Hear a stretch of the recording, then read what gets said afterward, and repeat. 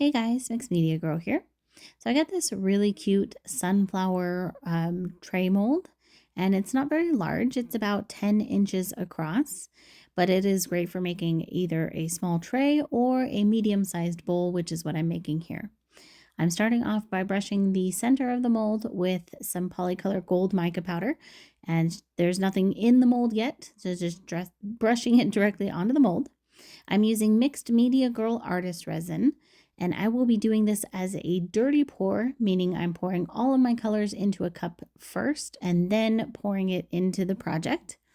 And for this, I'm using about 8 ounces of resin. So the colors that I have here are Alumilite White Resin Dye. Then I've got some Polycolor Copper, some Polycolor Blue Green, and then a custom blue that I made using the Alumilite Translucent Blue dye and the Polycolor Sky Blue mica. So I wanted to go for pretty earthy here, and obviously not going for sunflower colors, but I just think it'd be really pretty. And then I essentially poured this into a tree ring pattern in the center of the mold.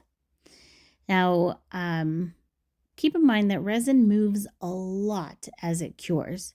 So the design is actually going to stay fairly well on what will be the inside of the bowl or the top of the mold, but the bottom here, which is the part you can see, is going to change a lot as it cures. So just keep that in mind.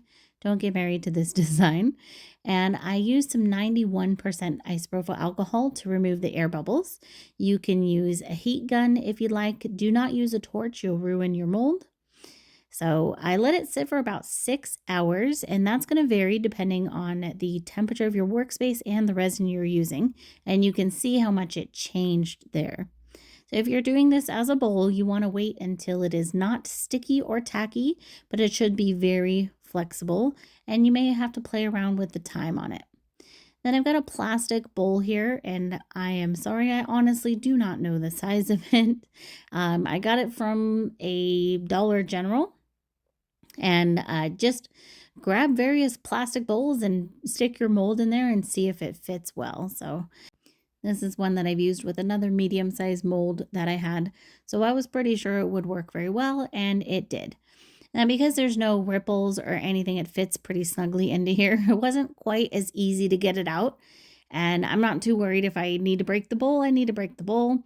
But I pretty much just squeezed the sides and then popped it out that way.